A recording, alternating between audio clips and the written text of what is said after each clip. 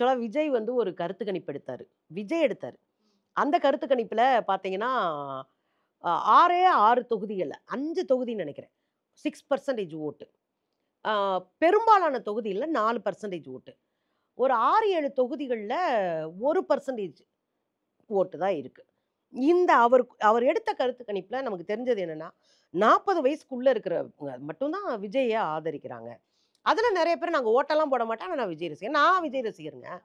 நான் படிக்கிற காலத்துல விஜய் ஹீரோவா இருந்தாரு. நாங்கலாம் பயங்கர விஜய் ரசிகர். "சக்கரை நிலவேன்னு" பாட்டு போட்டா, ஏதோ நாங்களே அப்படி ரொமான்டிக்கா அப்படி பார்த்ததெல்லாம் உண்டு.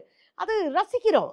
ஒரு கலைஞனை அவர ரசிக்கிறது அவருக்கு குடுக்குற ஒரு மரியாதையும் கூட. அவர கொண்டாடலாம். கலைஞர்களை கொண்டாடலாம். அது தப்பே கிடையாது. ஆனா, நான் ஓட்டு போடுவேன்னா, விஜய்க்கு ஓட்டு போடக்கூடாதுன்னு நான் சொல்லவே மாட்டேன். எப்போ ஓட்டு போட வேண்டியிருக்கு? விஜய் என்ன செய்ய வேண்டியதுன்னு ஒரு கேள்வி இருக்கு. நான் இன்னைக்கு ஒரு கட்சிய ஆரம்பிச்சுட்டு நாள கழிச்சு நான் முதலமைச்சர் ஆகுவேன்னு கற்பனை பண்றாரு பாருங்க.